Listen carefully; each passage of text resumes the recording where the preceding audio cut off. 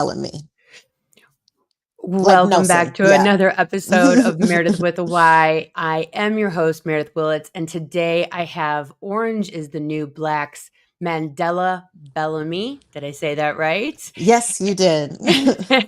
And we're going to be talking about all things acting and homelessness and all the things in between. So please stay with us. Hello, everyone. This is Meredyth with a Y, and I am your host, Meredyth Willits. Today, we are going to go deep, changing lives, and I am giving you the keys to the castle.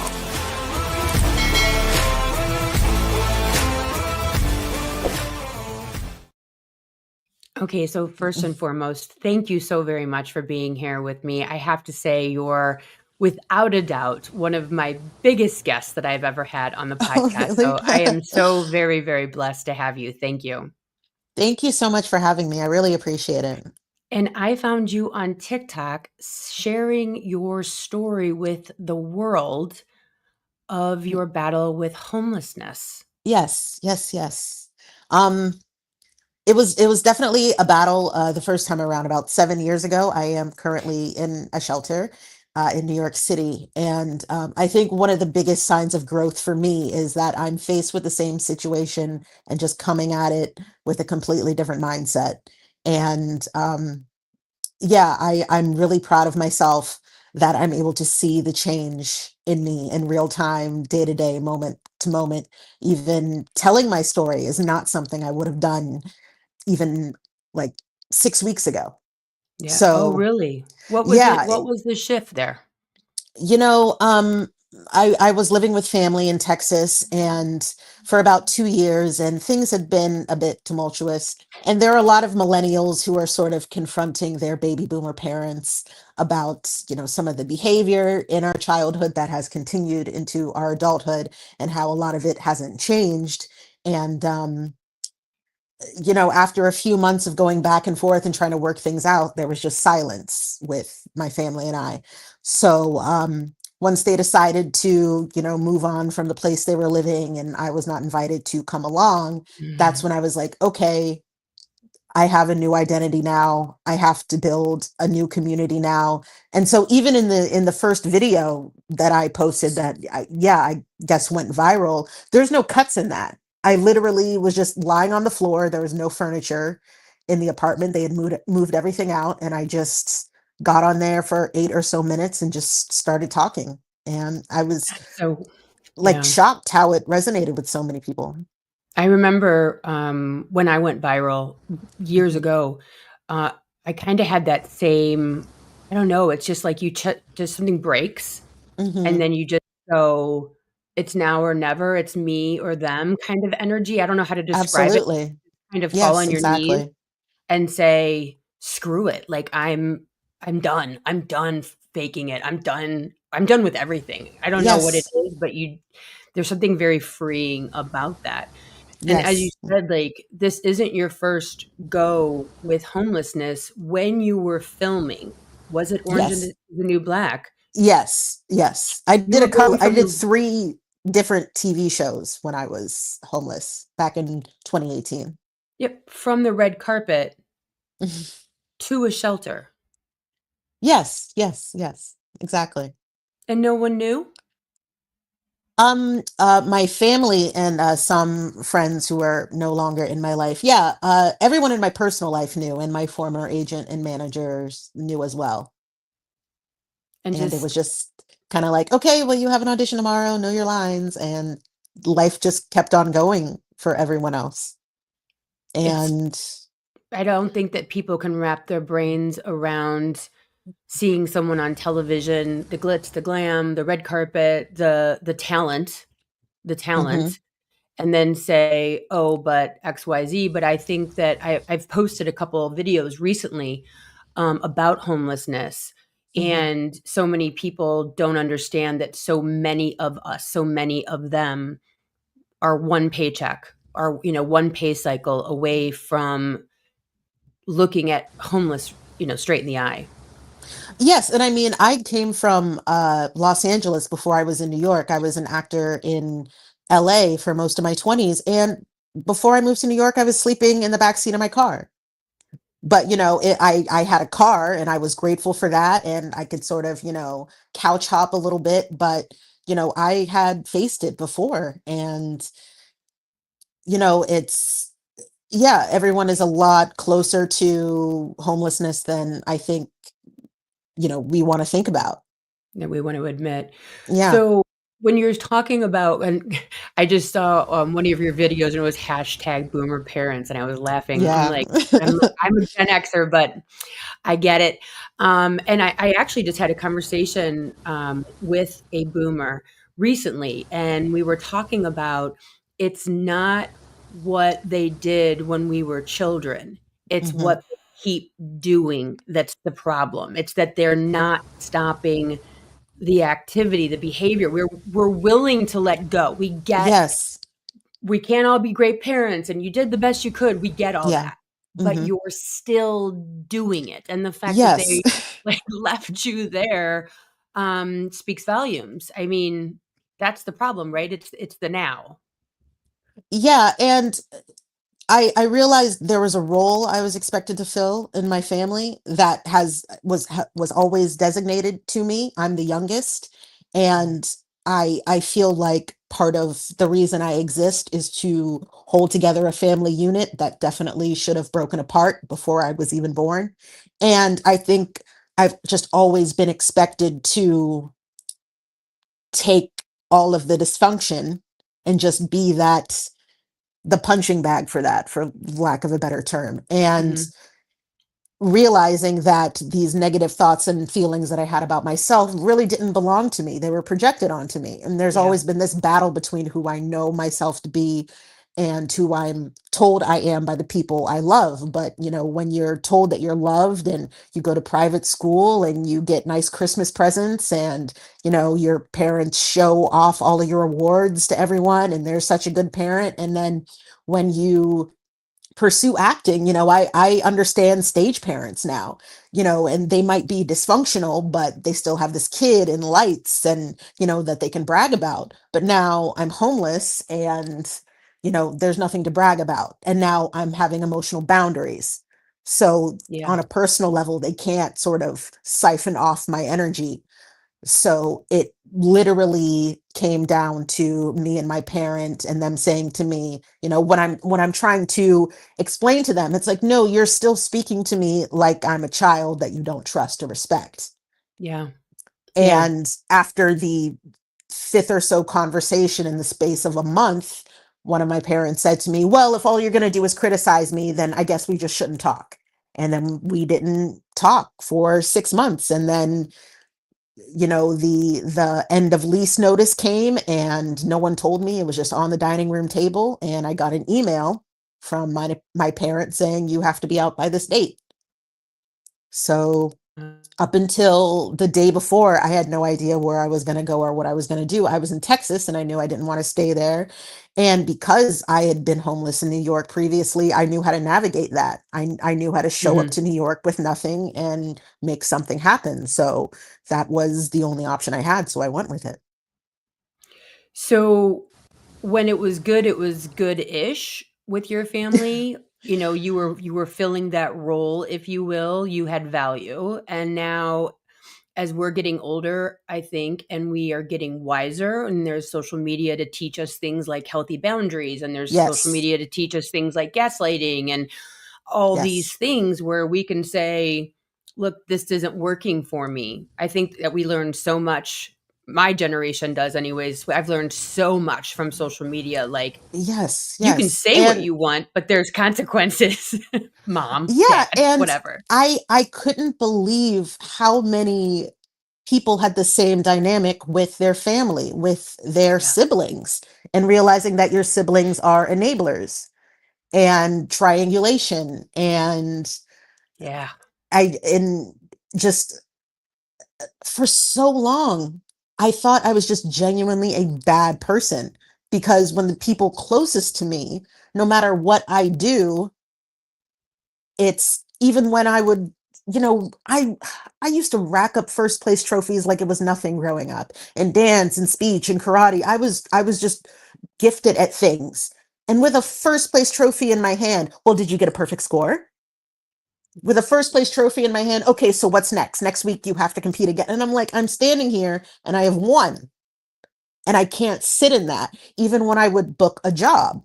It's Yeah. like, oh yeah, you were in the movie Joker. Okay, what's next? And it's like it's the number one movie in the world right now.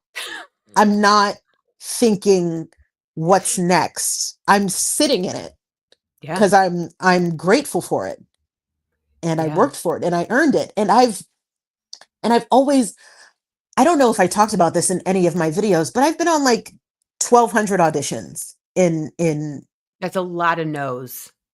and the thing is, it is, and I internalize that as rejection, not realizing that in order to get 1,200 auditions, you have to get 1,200 auditions. Yeah. There has to be 1,200 different instances where an industry professional is like, yeah, that person can do it. Bring her in. And most people, they never they never get to the big city. They never get to go to acting school. They never can get an agent. They can never get an audition. They can never get a job. And because those things were so normal to me, and excellence is sort of my default, but it was never, you know, I never got to sit in it and bask in it Kept moving that because goalpost. exactly. Yeah. And having a loved one who says, well, I live vicariously through you. And I was like, well, don't do that, because I barely want to be dealing with what I'm dealing with. And I don't see the point in having two people on the same emotional level, because we're not getting anywhere with that. Yeah. I guess I just had different expectations of, okay, well, I'm going through this, make me feel better about it. I shouldn't feel Yeah. even more drained after speaking to a loved one about what I'm going through.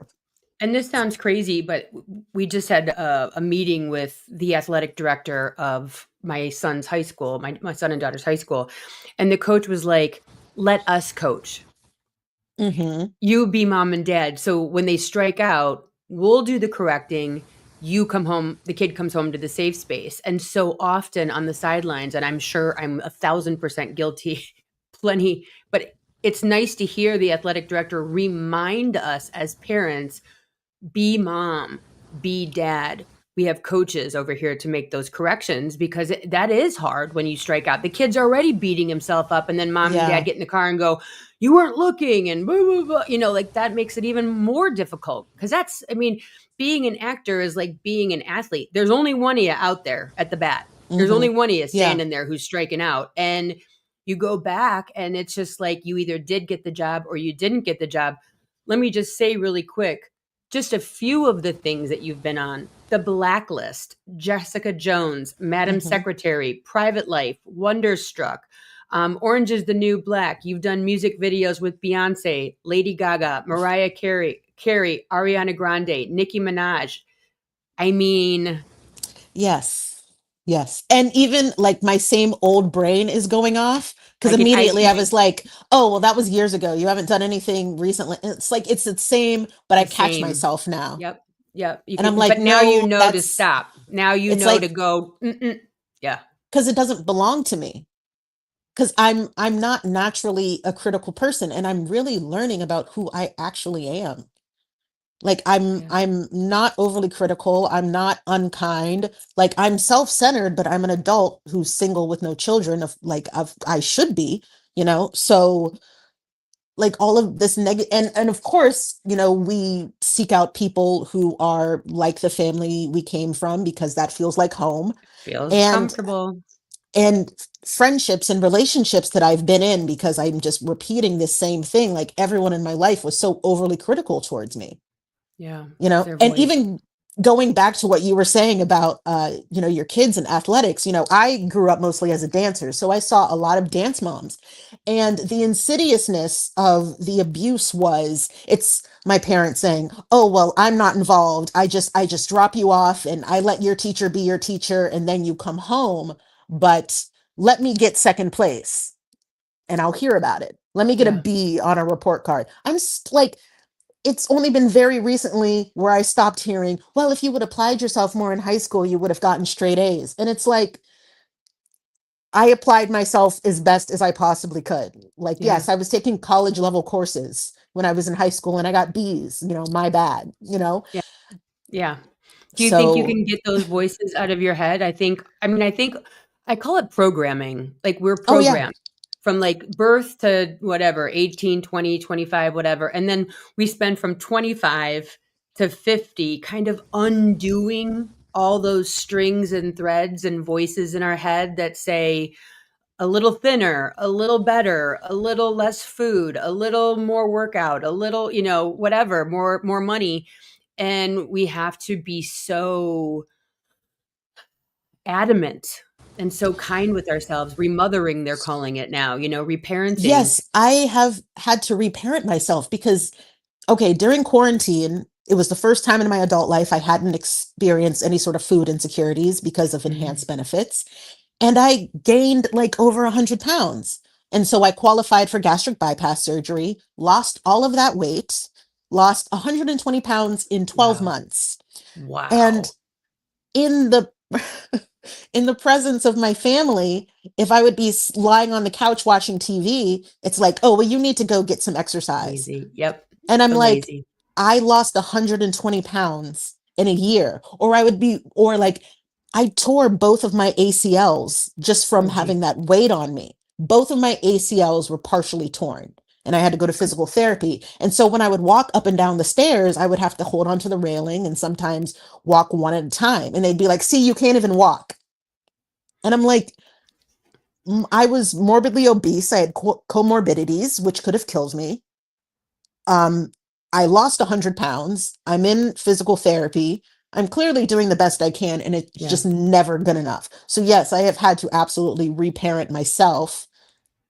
And just, people always talk about be the adult that your childhood self would feel safe around. And there Yeah. are times where I have to have a memory, a traumatic memory of my childhood, and literally put myself in the room with myself Yeah. and like communicate with that, Yep. hurt child that's still in there. And I Yep. have to talk to them and I have to let them know like what's happening is not okay. And there are people out there who will be there for you and you can be there for yourself because you're strong enough to do that. And I used to resent when people would tell me how strong I was because I was like, I don't want to have to be this strong.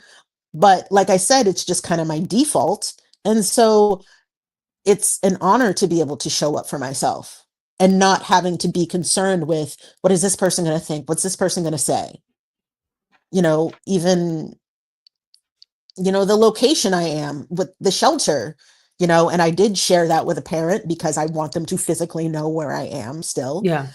And, at first they were like, oh, like we were texting and they're like, they seemed really impressed with like the location I was in and the situation I'm in. And I was like, just give it 10 minutes. They're going to say something negative. And they were like, oh, I Googled the area and it has a high crime rate. I'm like, it's New York City.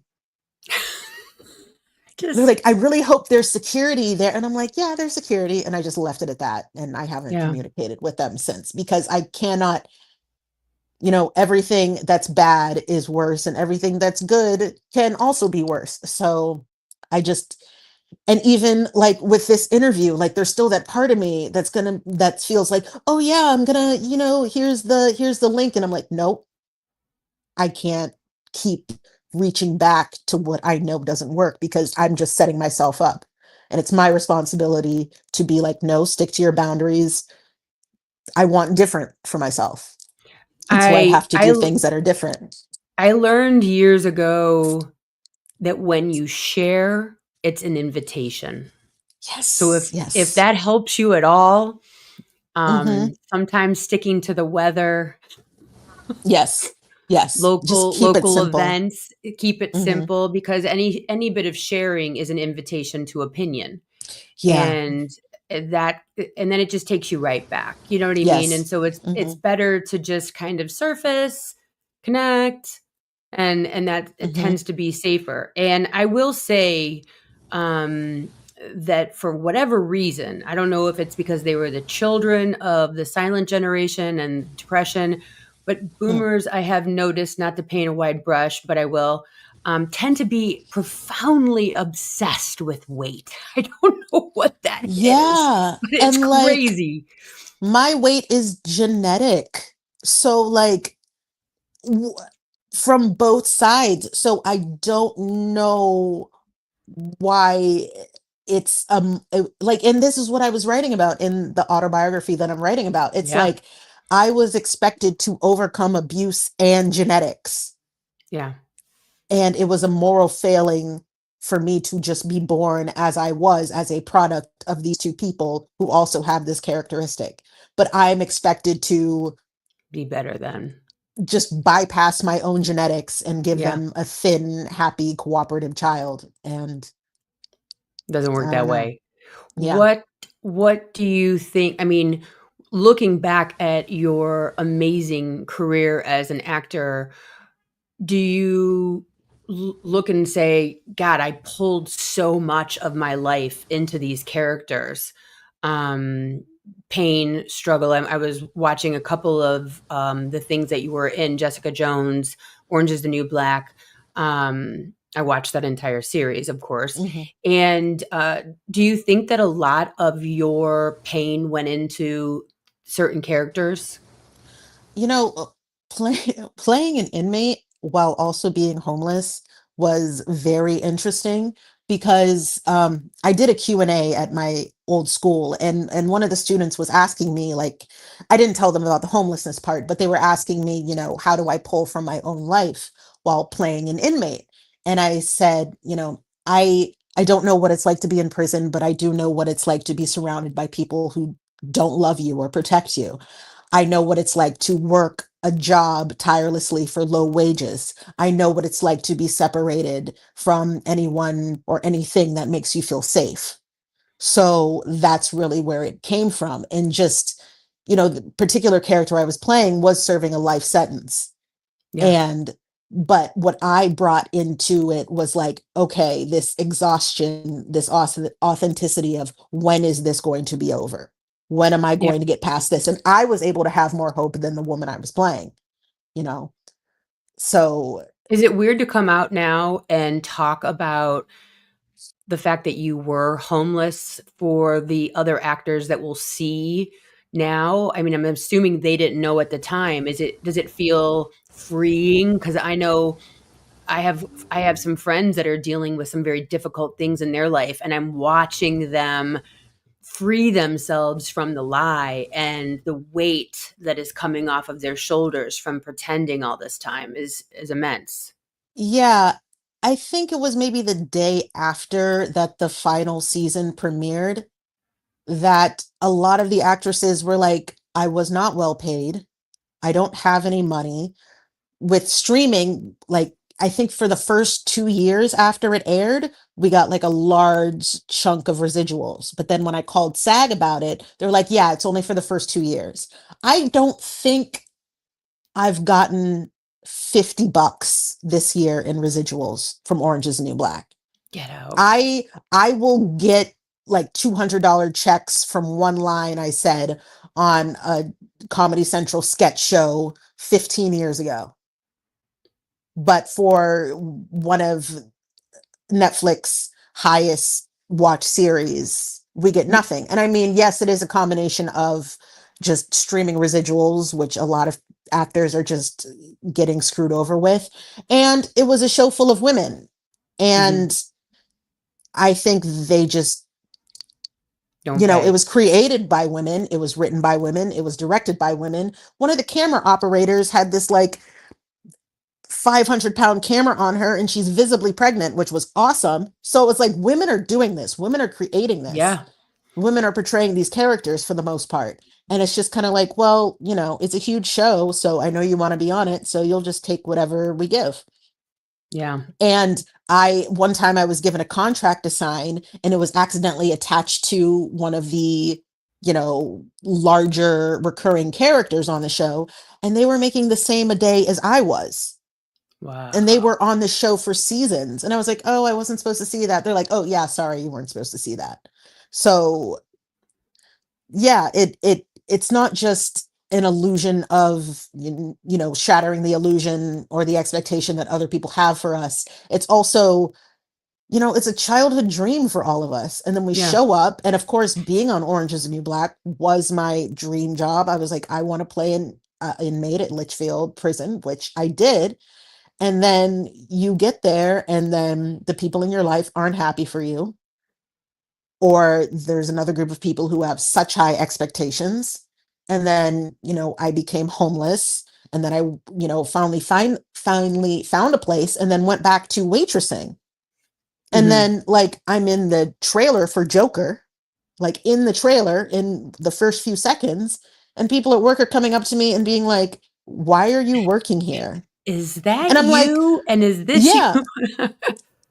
And it's just like, I was like, "Oh, well, I'm just saving up because I want to get an even nicer apartment. It's just for the summer." And I just have to like lie about it because people are looking at me like, "Why don't you have more? Like, what's," yeah. And honestly, the reason why a lot of women survive in this industry is because they get married Mhm. and they have something to fall back on. Support I'm not system. saying that's why, but the only reason a lot of women are able to stay in this industry is because they are married and have a husband with a sustainable income. Even from the time I was like 19, 20 years old, a lot of the young women I knew were getting married. They were like, "Yeah, he has a stable job and I can't stay in LA Yeah. waitressing. It's just, Yeah. I would have to quit."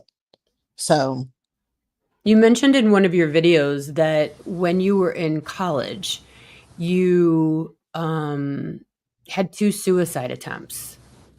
Um, in college, there was one. The last time I was homeless, there was two. okay.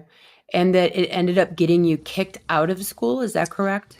Well, what they said was, even though this is not what the hospital said that I was a danger to myself, obviously, but my school decided that I was a danger to myself and others, and then Mm, permanently, no, they banned me from returning to campus indefinitely, is what they said, which like is kicked out of being kicked college. out.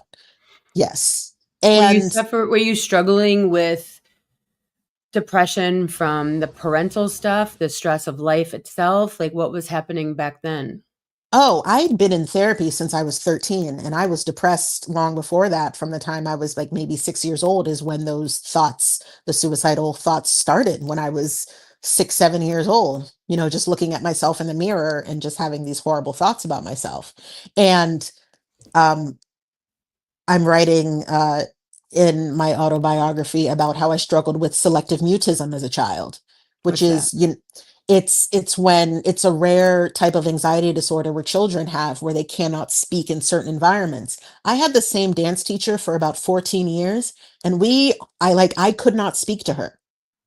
Like, Mm. going to church, I could not interact with the kids in Sunday school. I could talk in school, I could talk at home, but in certain environments, I literally just could not speak.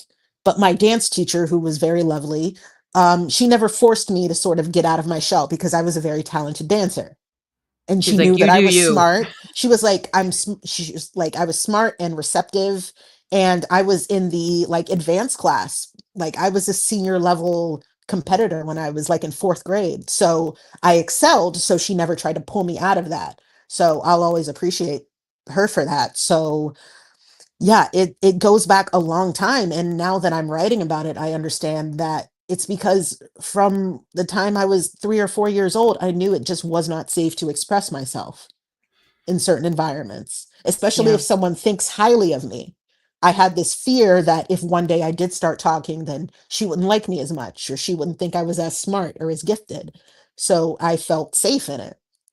I made a video one time talking about how nothing good can come from speaking up Hmm.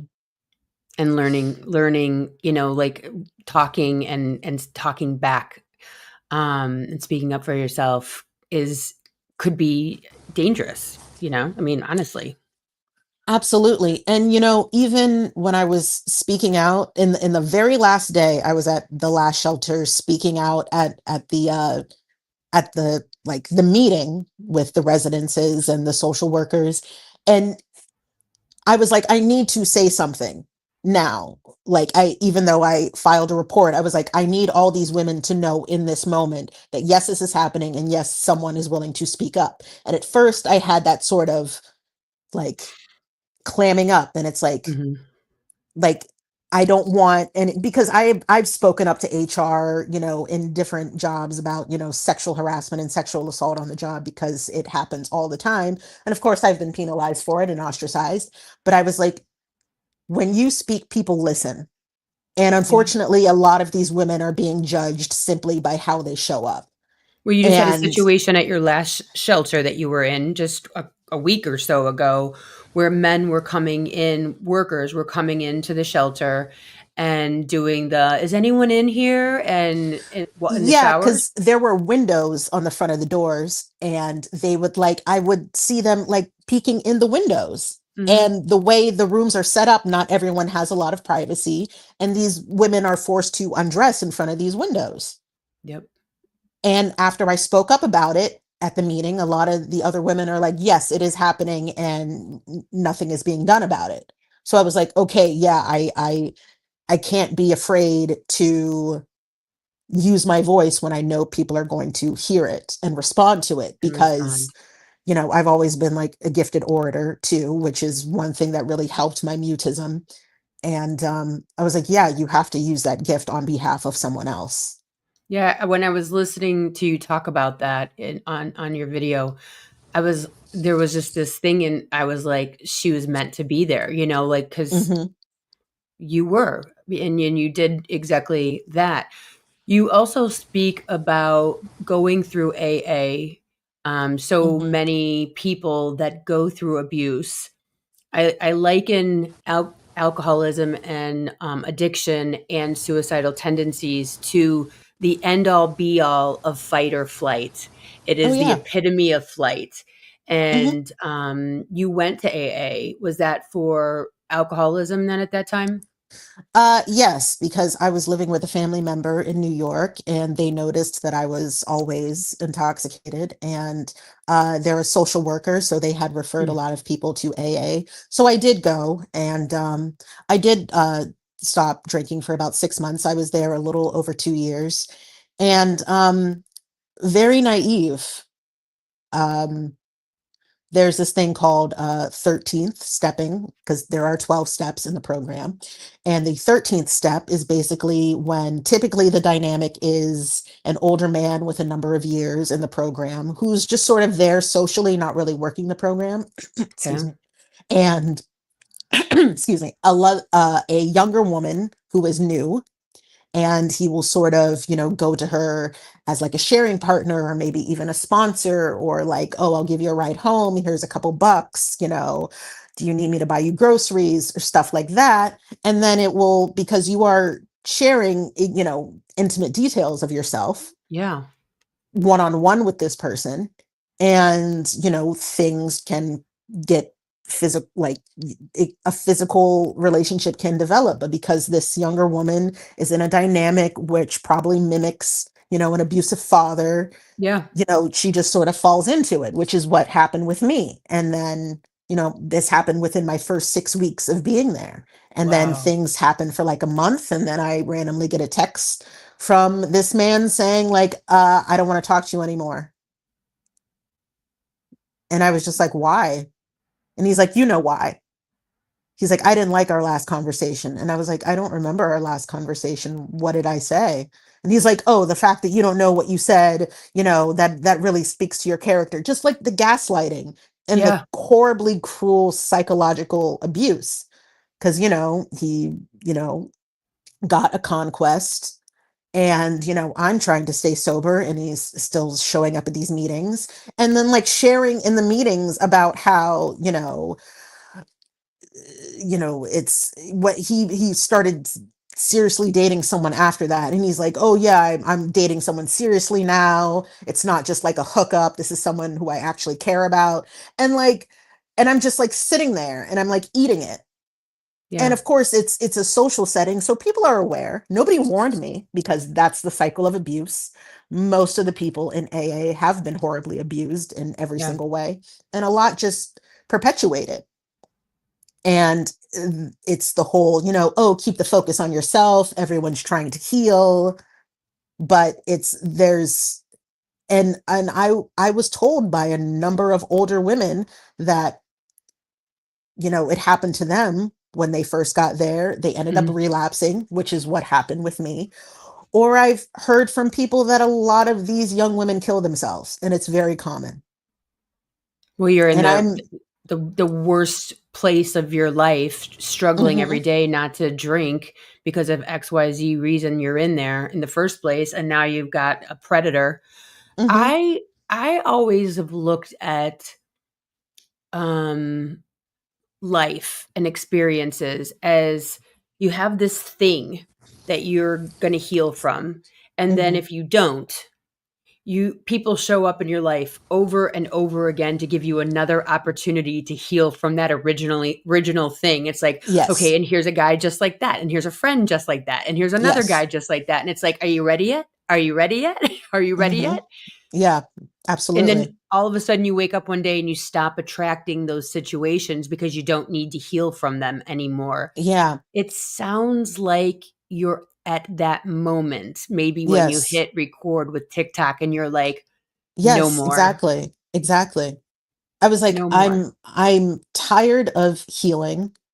I'm just deciding that I'm healed and I can move on because I Yeah, know enough and I've been through enough.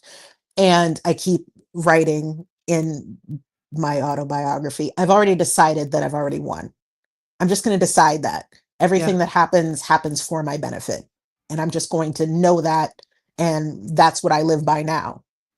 So, honestly, the conditions at the last shelter were pretty horrible. And they keep telling you, you must be here for 21 days. And I wasn't. And I was only in there for 9 days. And then I was transferred to a much better facility in a much more desirable part of the city. So even with that, I was like, I'm not going to internalize any of this. I know Yeah. this is all temporary because that's what I was lacking the last time I was there. It's when you're in it and you feel fully immersed and you're like, and it feels like it's forever and that you failed. Yeah. And it's like, no, this is temporary. Just like everything that has ever happened, it's temporary. Do you So, do you mhm, feel like with your situation, because I'm sure people are watching and saying she didn't know how to manage her money, mhm, she blew it, she should have put it towards housing. mhm. Um, I was a single mom, so I'm sure everyone said those things about me. So trust me, you're in good company. It's just she just didn't do it right. She could have done it differently. Do you feel that any of that is a truth, or is it just like, no, like literally I was not paid enough to survive? Well, definitely have never been paid enough to survive. The only time I've been had an income that I can survive off of was during COVID when all of these benefits were enhanced. Mm, And I had already been on unemployment and, I got all of these additional benefits. I had consistent health care for the first time. So that was really the wow. first time I had stable housing and food and health care was during the pandemic because, I dropped out of college. So or was kicked out of college, tried to go Yeah. back many times, but even being on a college campus gives me panic attacks and flashbacks because I was this, you know, uh, on all these different, antidepressants as an 18-year-old kid and didn't know how to function. So there's that. Also, my parents are very educated, lawyers, college professors, did not actually teach me anything. They were homeowners, didn't teach me anything about how to own a home. They were landlords, didn't teach me anything about that. They had a high income, didn't teach me anything about investing.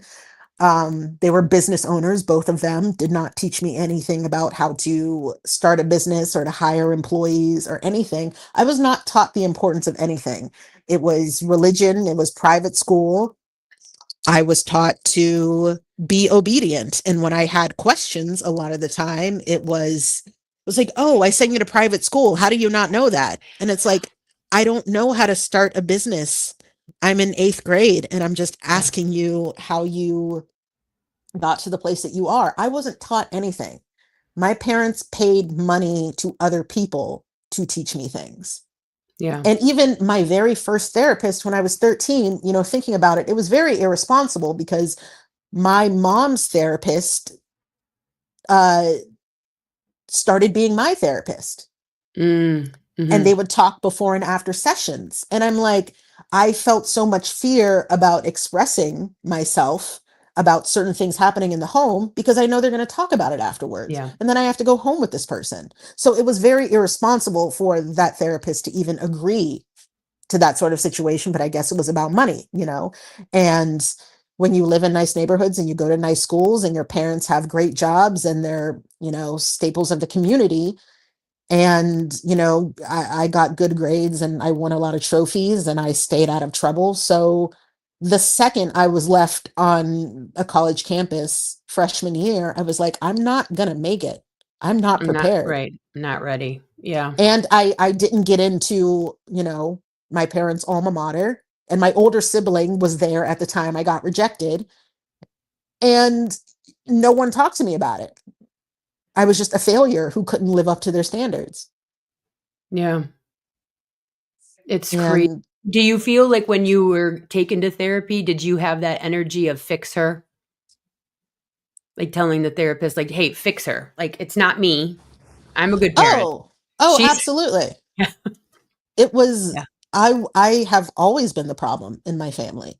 And now, you know, writing just down these different stories of what's happened in my life, it's like there's no possible way it would not have ended up like this, Mm. because I can't diagnose myself as neurodivergent because I haven't been diagnosed with that, but I've been diagnosed with almost everything else, which is Mhm. a sign of that.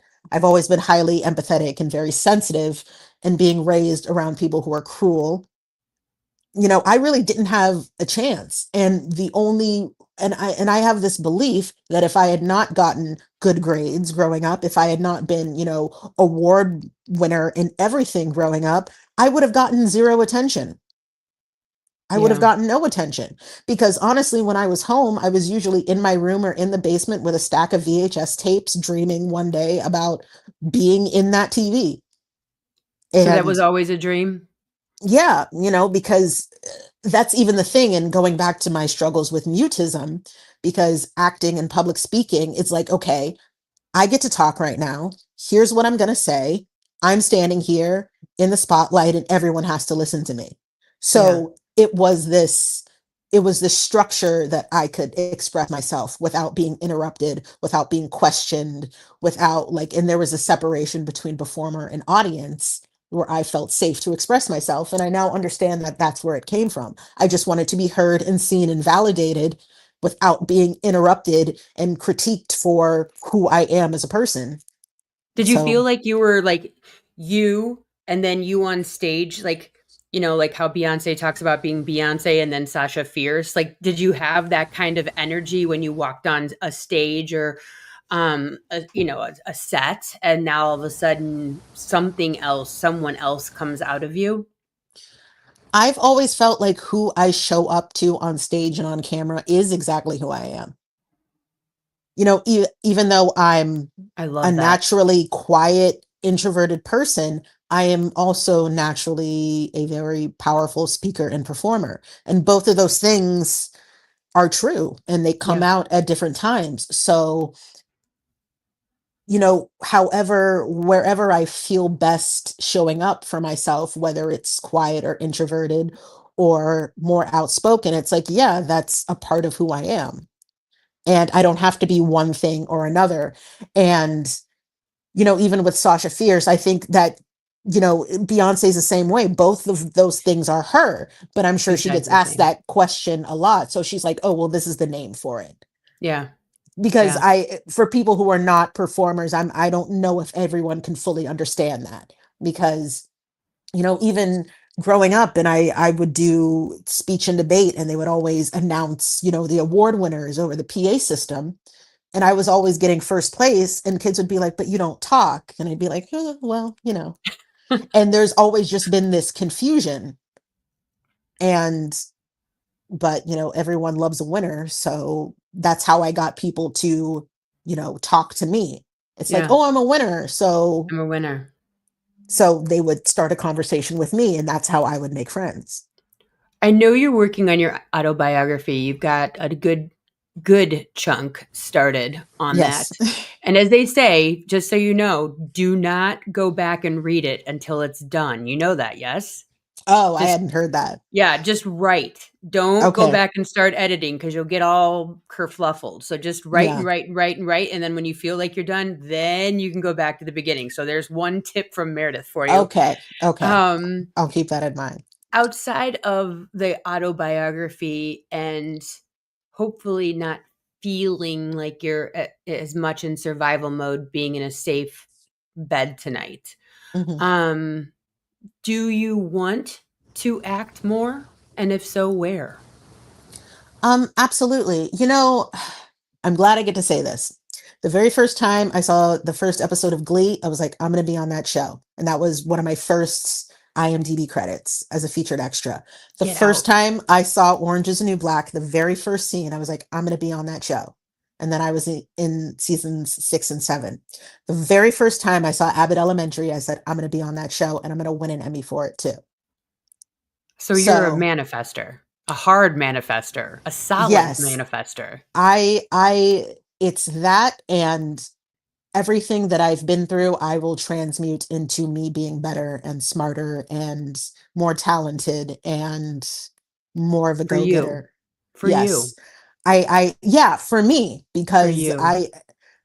you know, I love that you said that because my middle name is Joy, and a preliminary name for my autobiography is For Joy Get out. because I did it for me.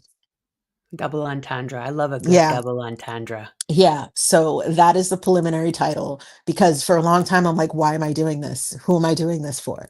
And I'm doing Yeah. it for me. Yeah. Hmm. And I think that it's a weird feeling when you kind of cut those unhealthy cords. Hmm. And it's at the beginning, I don't know if you've experienced this. In the beginning, it's kind of quiet. It's weird to not Yes. look around for approval. It feels like there's too much air in the room. I don't know how else to Yes. describe it. And you're just like, wait, I'm not looking around for my people mirrors to tell me I'm good enough, to tell me I'm pretty enough, to tell me I'm doing a good job. Yeah. And it's almost like, wait, like you said today, I'm going to be on this podcast.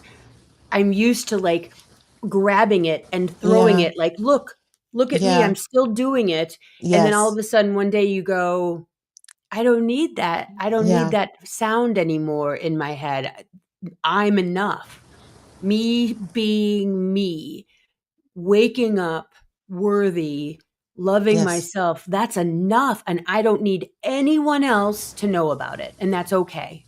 But it feels weird at first.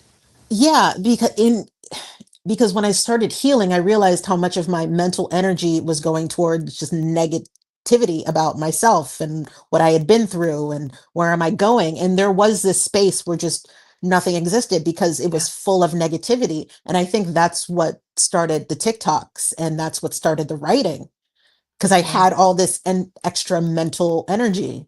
So it was like, Yeah. oh, let me put it towards something creative. And And you yeah. stop attracting that toxicity too, because Hmm. you're in that relationship and it's breeding and breeding negativity and the conversations are negative and then the Hmm. reaction and then the and you're Yeah. back and forth. Your frequency is heavy and negative, Yes. and it's like Yes. people I just had this conversation with somebody, on a podcast, and I was talking about, like, people can smell you. People can smell victim. People can Hmm. see it from a Yeah. mile away. They're like, "Oh, this person's like, they know how to do victim. They know how to do abuse. They know how to take it." Yeah. And I don't know if you, because 'cause you're younger than me, but did you, when growing up with the AA situation and all of the things that you've dealt with, because you had mentioned also that when people at the homeless shelter found out you were on television, you got beat up, you got less food. Oh yeah. Ostracized, the person who I thought, was my closest friend there Yeah, just stopped talking to me. Um yeah, I mean, it always seemed like people were looking for a reason to dislike me, but I had a lot of reasons I thought to dislike myself, so I didn't think much of it. I guess I was just yeah. waiting for it. And now I keep a lot of that information to myself. I'm no longer just seeking out validation or companionship really from Yes. anyone. If I know this is, I was like, this is temporary, so I don't need to get attached to anyone or anything that happens. And Yeah. yes, there are a lot of personalities, and there can sometimes be yelling and shouting and mental episodes, and I'm like, I've had mental episodes of my own. I've had a lot of shouting in my own mind. I've experienced my worst day in front of other people. It's like this is nothing new, but I got Yeah. past it. So now it's not internal, it's just something out there and it comes to pass. Yeah, So and it's it's like I just don't yeah, I don't need to do you don't need to fight anymore with no.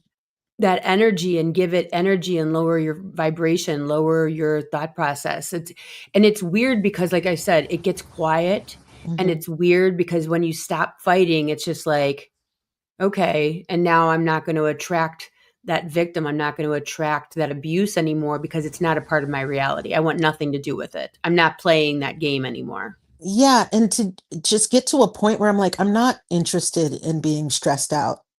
I just completely lost interest in it. Age is a beautiful thing Yeah, like when it even comes to walking that. down the streets of New York, I used to feel so tense and stressed out. I'm just like, oh, they're just people in their own Peopling, world, peopling. walking down the street just like I am. And it's so liberating and freeing to be like, I don't have to live the rest of my life stressed out and hating myself. And just knowing that for the first time in my entire life that I don't have to live that way anymore has just made life so much easier because I was, addicted to negativity or the hormone, as they say, cortisol. I was Yeah. addicted to it because I mean, I was addicted to a lot of things because I was so dysregulated and it took like 5 years to regulate my nervous system after, being homeless and then getting arrested for being attacked and yeah, and having to go to court back and forth so many times. And I was raised by a lawyer who was disappointed in me. A criminal defense attorney I was raised by, who all of a sudden could not find it in themselves to advocate for their own offspring because they defend criminals, but they don't raise them or something. So let me ask you, what do you have your sights on now? What's your point at the TV or big screen, and what's your next manifestation? What are you loving? What do you want to Well, be on? definitely Abbott Elementary. Um, I it was difficult for me to admit before that I wanted to be a lead and I deserve to be a lead. But yeah, it's yeah, a lead Yeah. in feature films, in award-winning feature films. Does it feel weird saying that out loud? Like, how dare I? Or are you there now? There's a little bit of it, but it's more of a whisper. It's not the thing that like stops me from speaking in the first place. Because Yeah. even the mutism would be like I didn't allow myself to say Just certain things out loud.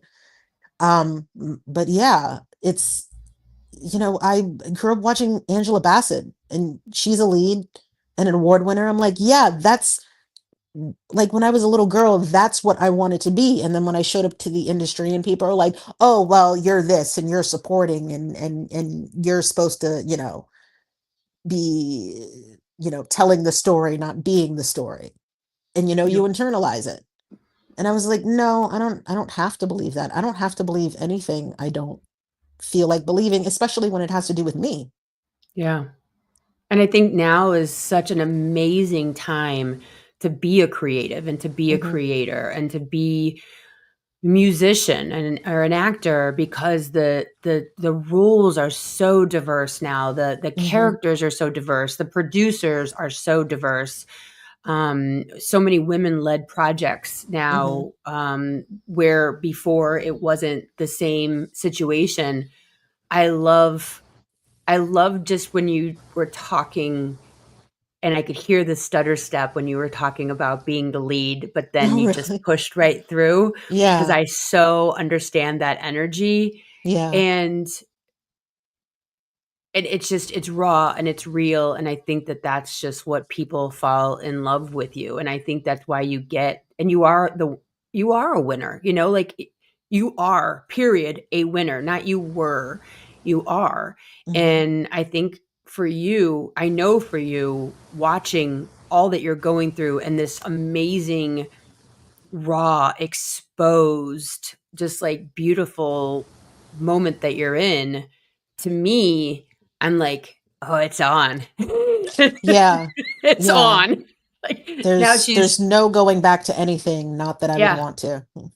there's no going back. There's no fear. There's no shame. There's no hiding. No one can own you. Like there's Hmm. something. I one time I was talking to somebody, a relative, and they said, "Does Jim know?" Jim's my husband. Does Jim know about XYZ? Mm.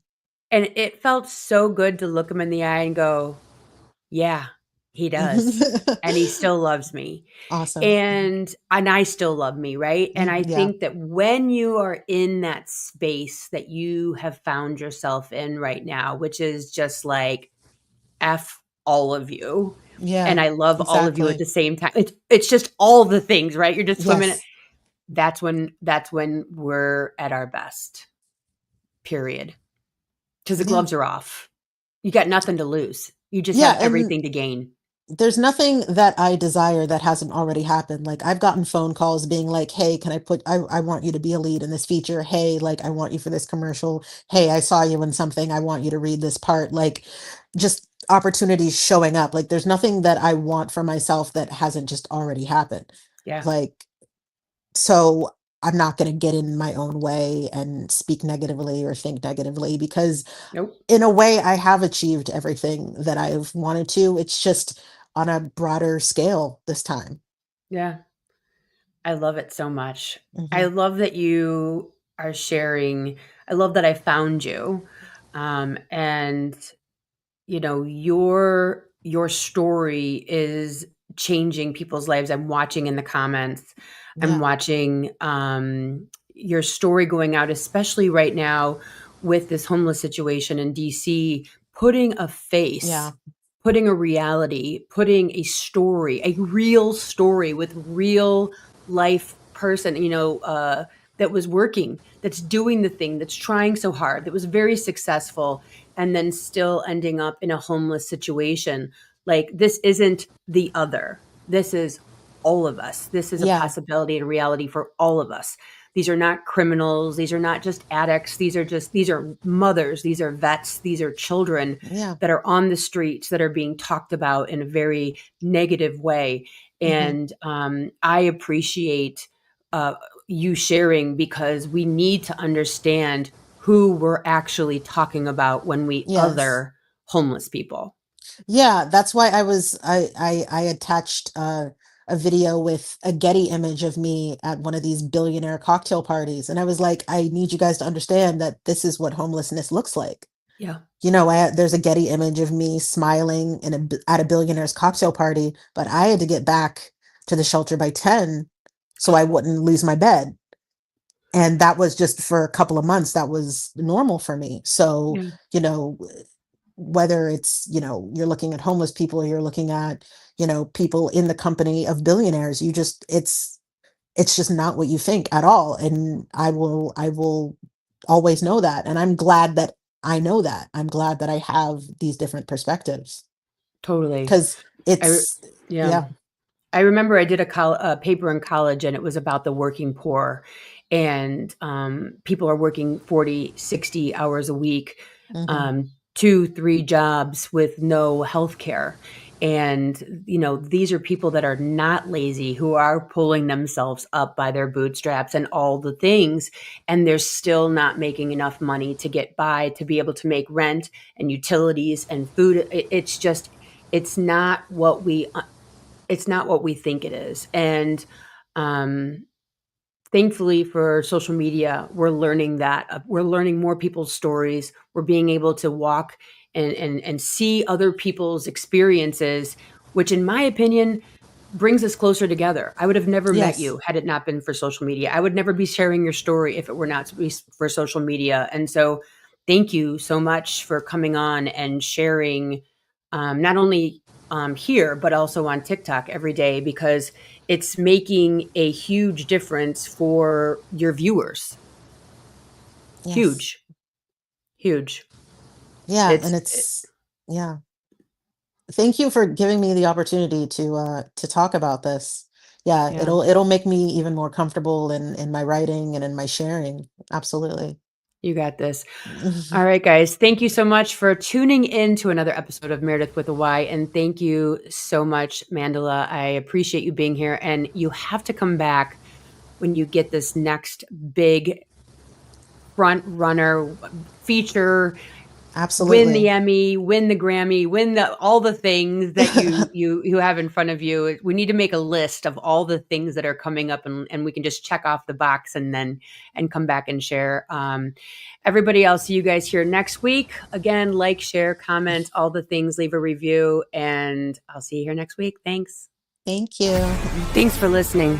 If you would like to connect on a more personal level, head over to meredythwillits.com or on Instagram at Meredyth with a Y for behind-the-scene footage and outtakes. Please subscribe and come back each week for more Meredyth with a Y. Thanks again for listening.